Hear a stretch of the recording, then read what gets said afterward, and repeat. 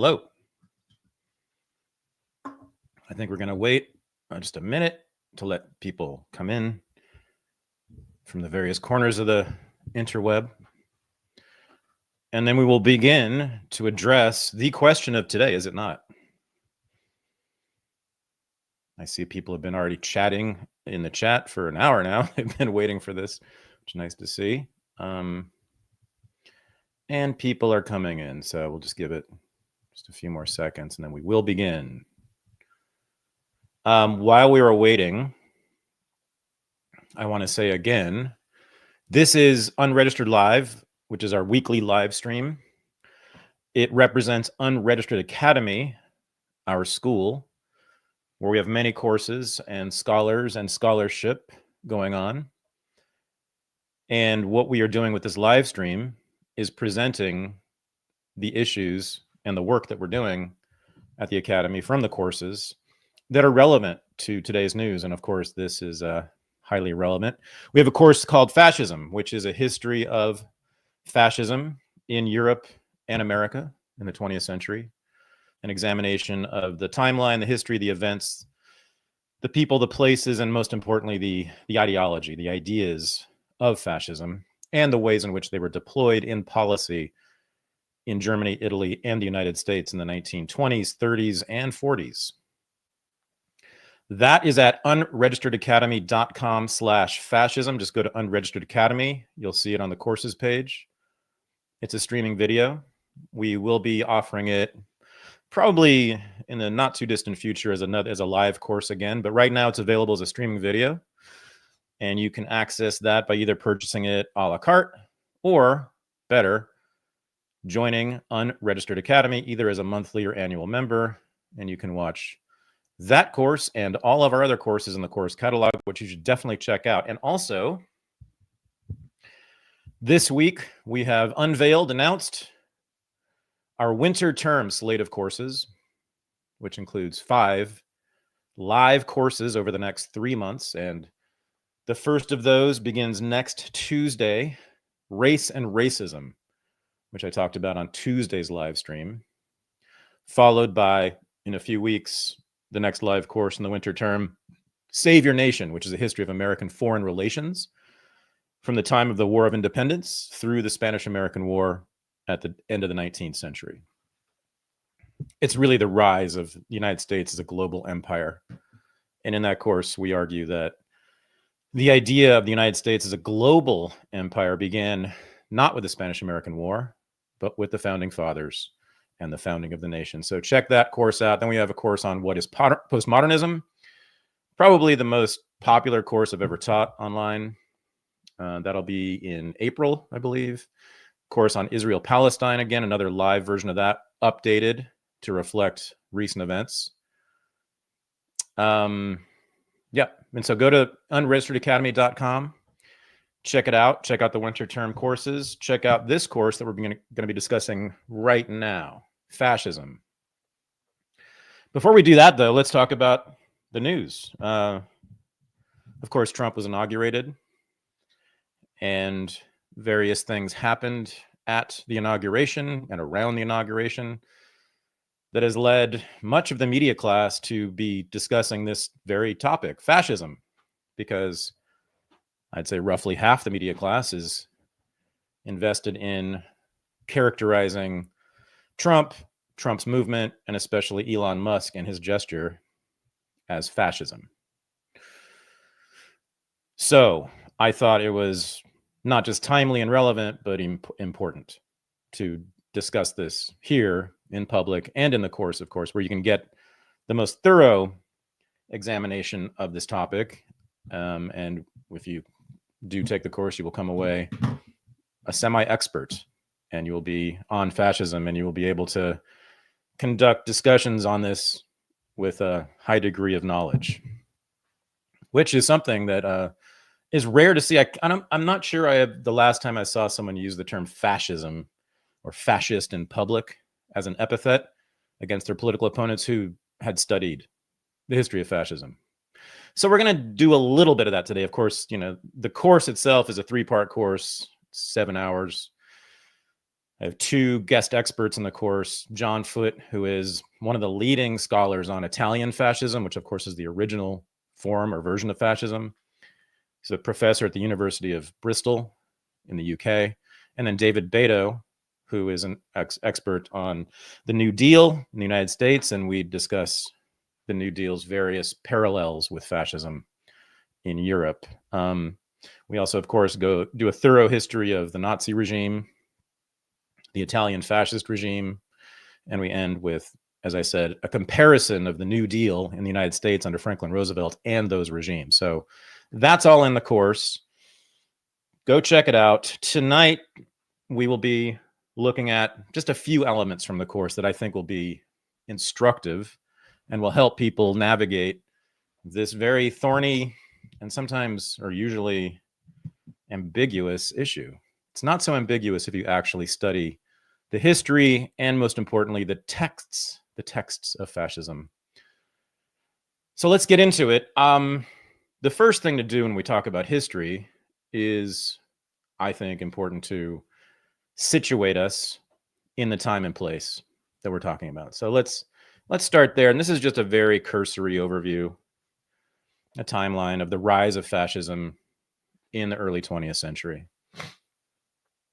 Now, in the course, we examine this document published by the Catholic Church in 1891, Pope Leo XVIII's Rerum Novarum, which I would say most, but not all, scholars of fascism believe to be the very origin of the fascist doctrine, and in particular, and specifically, the doctrine of corporatism, which we, again, discuss fully in the course, but the ideological origin of it, I and many other scholars of fascism place actually in the Catholic Church in the 1890s. The idea of a nation as a family and the head of state as the father of the people and the citizenry of that nation state as essentially the children who are loyal to the father, and the father is also conversely loyal to them.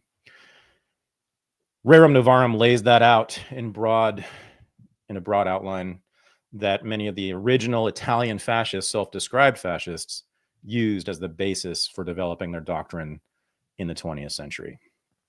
World War I, of course, ends 1919, and the Treaty of Versailles is signed. And if you know anything about the history of Nazism, you will know that virtually everyone identifies that as the political origin of Nazism, because the grievances that animated Hitler and the Nazis at that time were largely centered around what they perceived to be the great injustices of the Treaty of Versailles, which cut apart many parts of Germany and gave them to other nation states. Italy, too. The fascists in Italy, Benito Mussolini, and the Italian fascists also believed that the Treaty of Versailles and the outcome of World War I robbed Italy of much of the land that was that rightfully belonged to Italy. And so it was a major grievance, a fundamental grievance for the Italian fascists as well.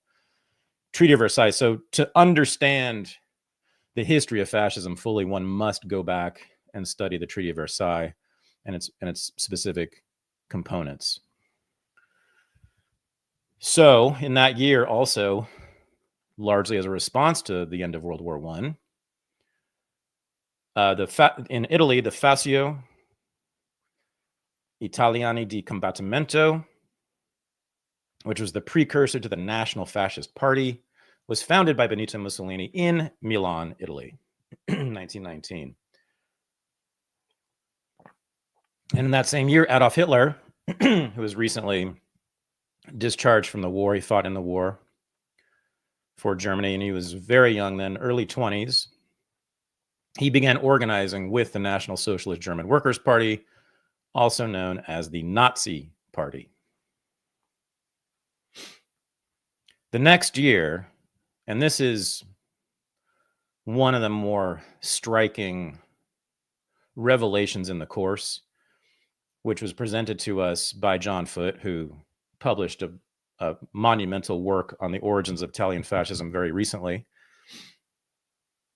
In Italy, in Milan in particular, which was the largest industrial city at the time in Italy, communists, members of the Communist Party and other affiliated communist parties who were affiliated with the Soviet Union and the Communist Party of the Soviet Union, meaning they were working on behalf of the Soviet Union in Italy, had taken over much of the Italian economy at the local level by staging strikes, boycotts, pickets, and outright seizure of property.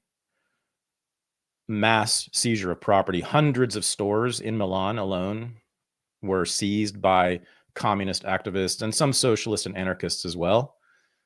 The squadristi, the very first self-identified fascists, these were the black shirts, the famous black shirts in Italy, took up arms and went around Milan attacking the communists who had taken over these stores and various businesses, and were very successful and drove most of the communists eventually entirely out of Italy, or at least out of public life, and were able to seize back many of those businesses and give them back to their owners. And so that's a very remarkable finding, because that story, it is hard to present it no matter what your politics are. Even if you are a communist, I would say, or sympathetic to communism, it's hard to view that as an unjust movement. The origins of fascism, the squadristi, the black shirts. Because again, as I said, they were responding to the illegal, and some might say unjust or immoral, seizure of people's property. 1922, 2 years later, Mussolini organized a march on Rome of the black shirts, of his political party, the National Fascists, and without any real resistance from the government, were able to seize power, and Mussolini was given full powers, quote, full powers by the king, and he formed a new government, which became the fascist government of Italy. So again, this is just to help situate us in where we're talking about and when we're talking about. 1932, 10 years later, sort of in the middle of the Italian fascist regime's history, Mussolini co-authored a book with Giovanni Gentile, which is probably the closest thing to a fascist manifesto that one can find. But again, this is the Italian version of it, which does vary from the German version in various ways. For one thing, anti-Semitism, which was a part of Italian fascism, but much less of one than with German Nazism, of course. But it is a good introduction, and in the course, we do a thorough reading of that document as well. It's called The Doctrine of Fascism. Also in that year, Franklin Roosevelt was elected president of the United States of America. And some might wonder why that is relevant in a course on fascism. Excuse me. But we will discuss that in a moment. And in the following year, 1933, Hitler was appointed Chancellor of Germany. When Roosevelt took office in March of 1933, one of the first things he did was declare a bank holiday, which was a unilateral executive order closing all the banks in the United States for a period of time in an attempt to avert the financial crisis. But this was, of course, seen by many at the time, and still is by some, as a dictatorial move. This was not an act of Congress. There was no vote taken. It was Roosevelt's sole decision, unilateral decision, as I said. And he essentially seized or shut down a major portion of the national economy, which one might say is in some ways similar to what was happening in Italy and Germany, but we will discuss that. The New Deal legislation that was rolled out beginning in 1933, but then really took off in 34, 35, a whole raft of new laws establishing new agencies, with various responsibilities centered on public works programs, the building of major projects like dams, roads, airports, freeways, schools, libraries, military equipment, machines, etc., by publicly employed, government employed workers. That was central to it. The Hoover Dam is a great example outside of Las Vegas. Thousands and thousands of men were employed by the federal government to build that dam directly by the federal government. Their boss essentially was the commander-in-chief, meaning it was Franklin Roosevelt. Also, of course, more famously, maybe, the New Deal was full of social welfare measures as well. Public housing projects were launched under the New Deal, and various financial aid agencies were also stood up under the New Deal. In Germany, in 1935, the anti-Jewish laws were enacted, which was the stripping of all civil and property rights from Jews living in Germany. Their property was seized from them. They were kicked out of all the professions they inhabited. They possessed no longer any right to speech or space or freedom of movement, and were confined to particular parts of Germany in various ghettos, not quite ghettos, but there were blocks and buildings where Jews were confined to from that point on. Also in that year, Italy invaded Ethiopia as part of Mussolini's plan to reunite what he believed to be the rightful empire of Italy. 1937, Roosevelt famously proposed his court packing plan for the Supreme Court, wanting to add more justices to the Supreme Court who he could control, thereby giving him even more unilateral power as the executive.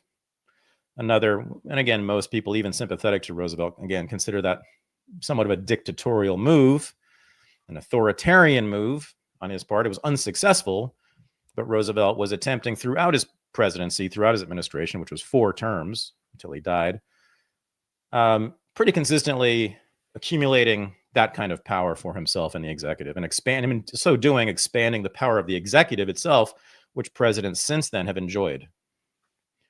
So much of the sort of, I would say, unconstitutional power in the executive that exists today is the responsibility of Roosevelt.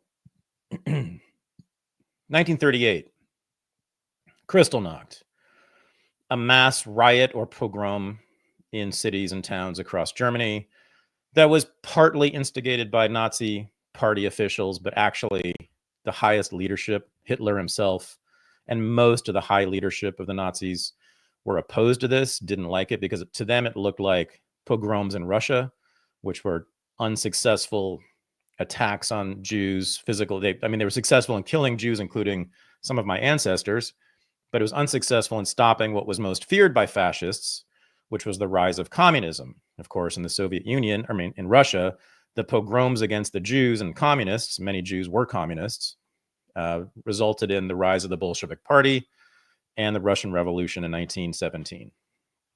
And so the Nazis considered that to be, they called it the anti-Semitism of emotion.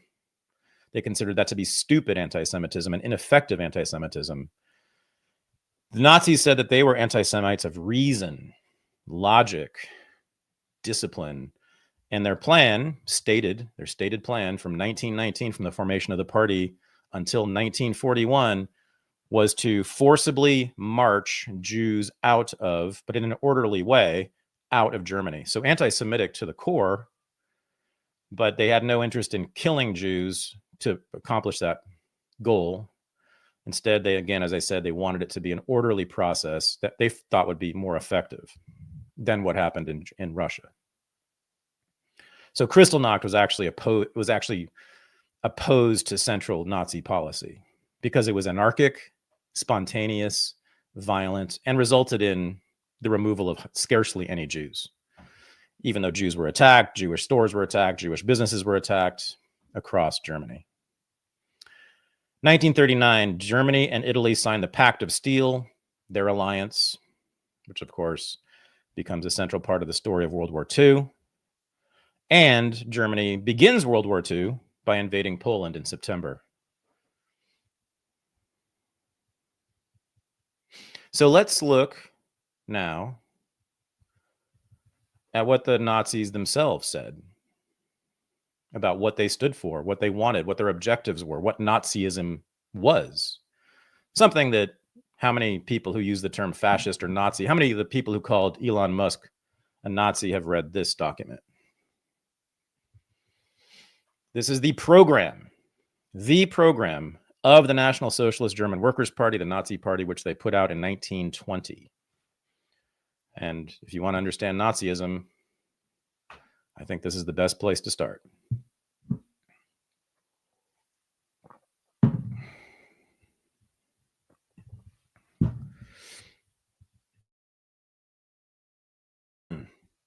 So this is instead of excerpts. This is not the complete program. I have left in what I think are the most relevant and important aspects of this program, of the program. So number one, we demand the union of all Germans in a great Germany on the basis of the principle of self-determination of all peoples. Okay. We demand land and territory colonies for the maintenance of our people and the settlement of our surplus population. Now, this refers to not the world, not the globe. The colonies that the Nazis were interested in were in Poland and Western Russia, which they believed to be the historical homeland of the German people. And so they wanted to expand the German nation state into Poland and then into Western Russia. But that was the sum of their objective at this point. And, you know, we might be thinking now about Trump's recent statements about taking Greenland, taking the Panama Canal, and he has said in recent days that, I think he said, the United States must expand its territory. I think he used those words. Does this mean that Trump's a fascist or a Nazi? No, but let's just keep thinking about that. Number four, only those who are our fellow countrymen can become citizens. What do they mean by that? Only those who have German blood, regardless of creed, can be our countrymen. Hence, no Jew can be a countryman. So the debates about immigration and what an American is and who Americans should be seems relevant here, or maybe not. I leave it to you to consider. But again, I just want people to be educated about what Nazism and fascism actually were before they start calling people those things. Number five, those who are not citizens must live in Germany as foreigners and must be subject to the law of aliens. Again, this was absolutely an attack on immigration and on sort of the presence of any foreign person or culture within Germany. We demand that the state shall above all undertake to ensure that every citizen shall have the possibility of living decently and earning a livelihood. If it should not be possible to feed the whole population, then aliens, non-citizens, must be expelled from the Reich.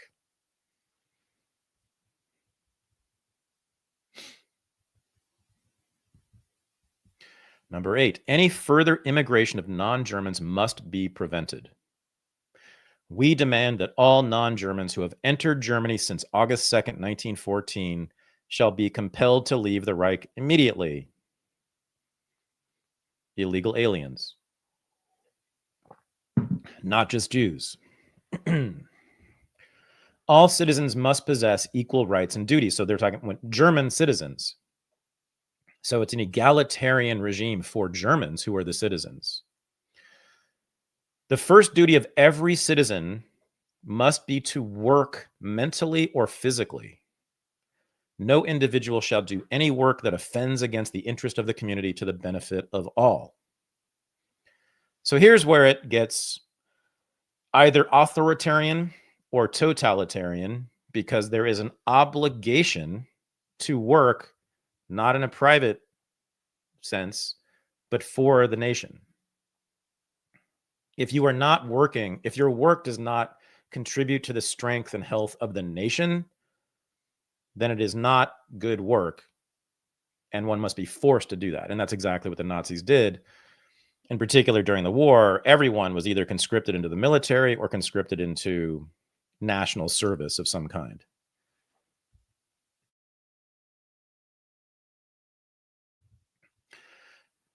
Number 13, we demand the nationalization of all trusts. So here's where the socialism comes in. The National Socialist Party, right? The nationalization of all trusts. We demand profit sharing in large industries. Distribute the profits to the workers. Very socialistic in this sense. We demand a generous increase in old age pensions. There's the social welfare aspect of fascism. They absolutely intended, at least, to take care of their citizens through state-run social welfare programs. Number 16, we demand the creation and maintenance of a sound middle class, the immediate communalization of large stores, there's more socialism, which will be rented cheaply to small tradespeople, and the strongest consideration must be given to ensure that small traders shall deliver the supplies needed by the state, the provinces, and municipalities. So here they look a lot like Bernie Sanders, social democracy, sort of a soft version of socialism. But a lot of collectivization, nationalization, socialization of the economy.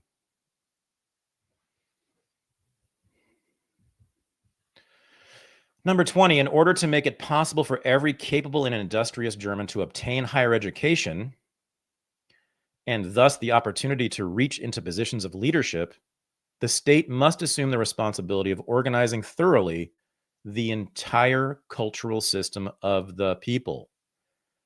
The curricula of all educational establishments shall be adapted to practical life.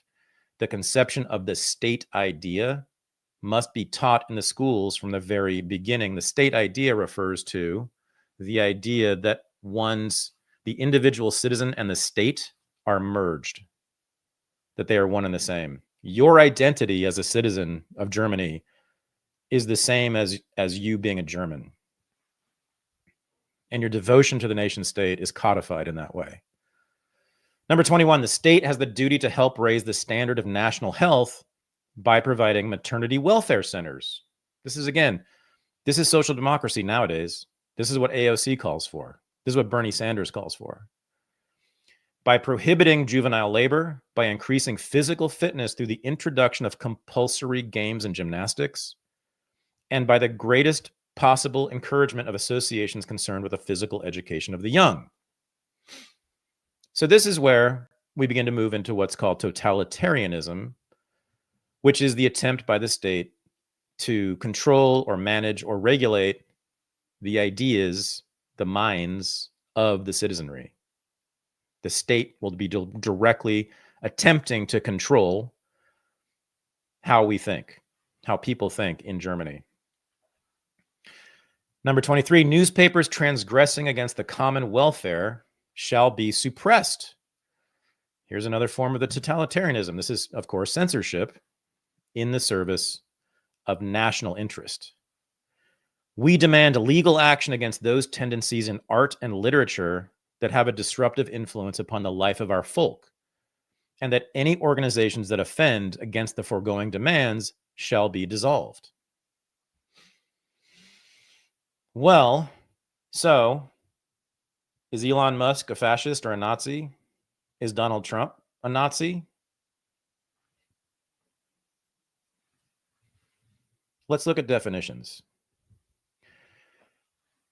So this is, I came to this list. I put this list together in consultation with John Foote, the scholar of Italian fascism. And this is having, read and surveyed most of the literature on fascism.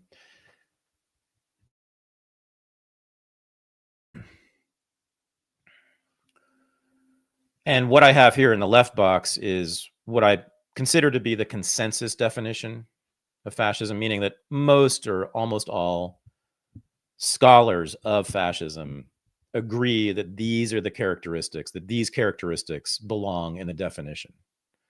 And on the right these are quite popular definitions, but I wouldn't say they're a consensus. But, there are many, many scholars of fascism who include the characteristics on the right in their definition as well. So let's go through this. And I want you to think about, does this apply to anyone you know about these days in American politics? Ultranationalism. Now, what does that mean? As I said earlier, it means the merger of one's identity with the nation state. That my status as an American is as important, or maybe more important, than any other aspect of my identity. So I'm an American first and Thad second. I'm an American first and a historian second. I'm an American first and a father second. America, the nation state, comes first. That's what ultranationalism is. It's a complete subsuming of one's individual identity to the purposes or the needs of the nation state. The valorization of violence, and you see this with the squadristi, the very first act of fascists in 1919, was what? It was acts of violence. I wouldn't call them pogroms or lynchings, but it was the re-seizure of property and the expulsion of communists through violent means across Italy. But you'll see in fascist and then, of course, Nazi rhetoric, continued references to the value and the virtue of violence. That communism, and this was their primary concern in the 1920s, before the Jewish question became central, for the Italians at least. The only means to rid the world of communism was violence. That communists would not end their quest for a worldwide revolution and the seizure of power and the seizure of the means of production by arguing with them, by talking to them, by negotiating through regular politics. They would not leave. They would not stop. The only way communists could be defeated and removed was through violent action. Militarism, of course, which is closely related to that concept, was again a theme throughout Italian fascist and German fascist rhetoric. To serve in the military was the highest honor, the highest duty, and the highest virtue. Anti-communism, as I said, was really the central aim the guiding principle, I suppose, of the Italian fascists, then the Nazis in the 1920s through the 1930s. And this, again, was the height of communism worldwide. This was when communist movements across Europe and the United States had more members than ever before and were seizing real power in various parts of the political economy of Western countries. Anti-democracy, there is extensive discussion of this in Mussolini and Gentile's Doctrine of Fascism, in Hitler's speeches and writings, and in the ideas of many of the fascists and Nazis at the time. They were opposed to democracy because democracy led to chaos, anarchy, and allowed communists and Jewish infiltrators to take control, to work their way into the mainstream of national life. Democracy, to them, the argument against it is that democracy gives sovereignty to the individual rather than to the nation itself. There's a lot of national nostalgia in the thinking and also in the art and architecture and music of fascists. They're constantly looking backward to sort of the imagined glory of ancient Italy or ancient Germany. Always looking backward as for models for how to erect a new Reich, a new fascist empire. Cult of personality. Well, here we are. Of course, this has been said about the movement around Trump. And there was certainly a cult of personality around Mussolini, especially, and Hitler as well. Hitler was actually far less popular than people believe. It was difficult for Hitler to get large rallies in support of him in Germany in the 30s. There was one, but it was much smaller than people believe. But Mussolini had a very large cult of personality. This was the devotion of people to him and the belief that he was the father of the nation and that they would have absolute deference to him and loyalty to him and would serve for him because he represented the complete merger of the state with the person. And so you see that, as I said, in Italy and Germany, but you also see it in the United States, and we do this quite a bit in the course. We look at the cult of personality around Franklin Roosevelt, which was prodigious. Totalitarianism. We've discussed this already. The attempt by the state to control and regulate and dominate the minds of the citizenry and to change the way that people think. Corporatist economics, also known as corporatism, the two major components of it are the merger of the state and capital. Big business and the government would co-manage the economy. And this is what happened in Italy, Germany, and the United States. There were boards or committees for every industry that were run by representatives of the government and by the private owner. So private ownership was maintained, but the government, the state, had tremendous controlling power over what businesses did and what whole industries did. Quotas, prices, wages, what was produced, that was always determined in large part by the state itself. And that is sort of the central component of corporatism. Public works projects, we discussed this earlier, the other major part of corporatist economics. So that's the consensus definition of fascism. It's hard to find a scholar of fascism who would disagree with any of these characteristics being a part of fascism. Then there are many scholars, though, who add to this list what is on the right side, and I'm one of these people. I believe that you see a tremendous amount of asceticism in fascism, the idea that one should renounce one's own freedom and desires to serve the greater cause of advancing Italy or Germany. Social welfare state, it's hard to deny this. I mean, this is in every country that anyone is called fascist. You see very elaborate, well-funded welfare systems designed to make the citizenry healthy and even happy, and even therefore more devoted to the state. Autarky. Autarky is self-sufficiency, economic self-sufficiency.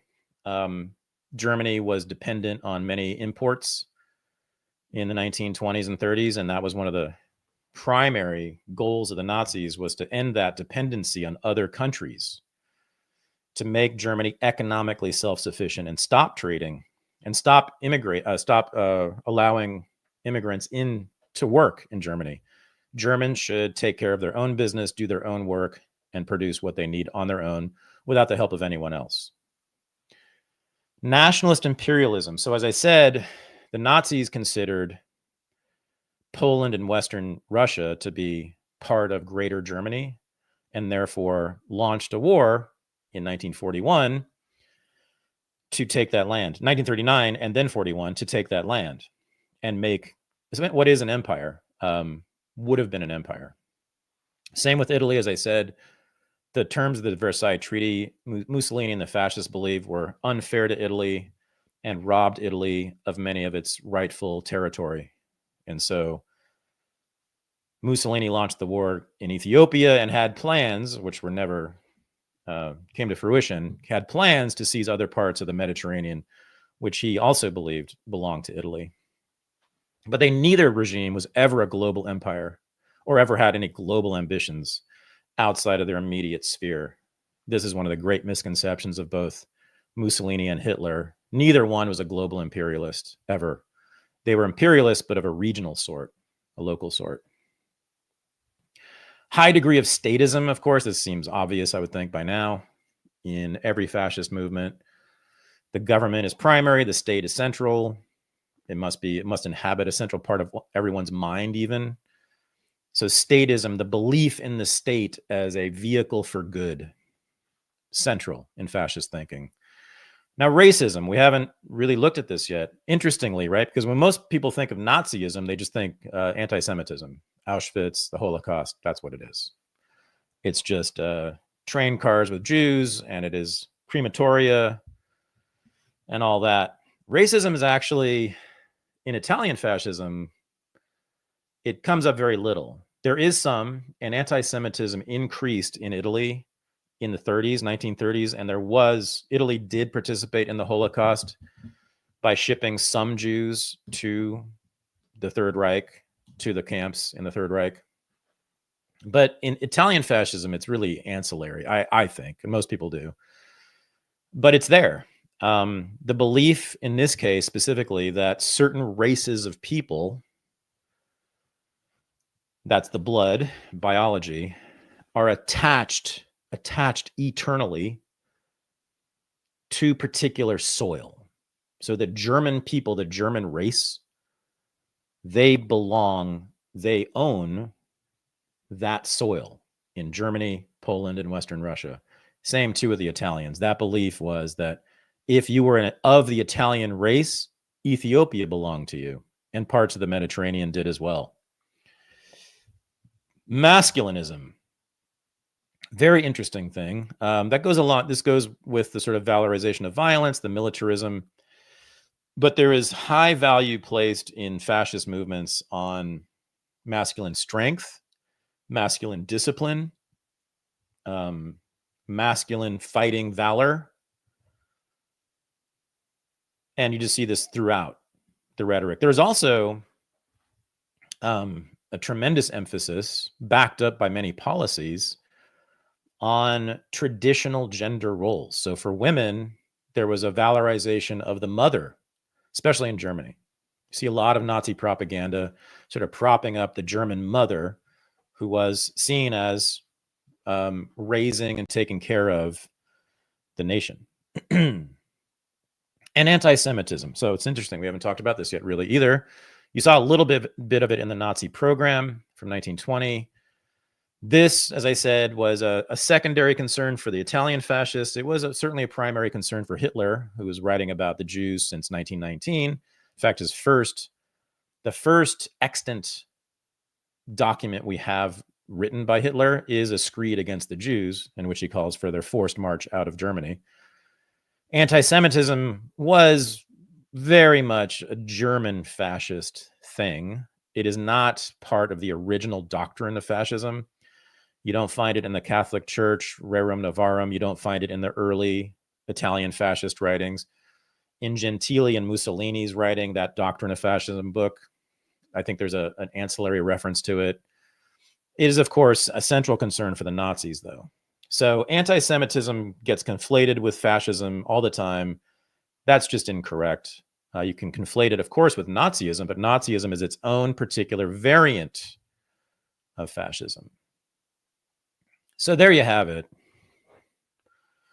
There you have it. And I would love for everyone to simply consider this list. And I'd love to take some questions or hear some comments, look in the chat here, but think about the start time.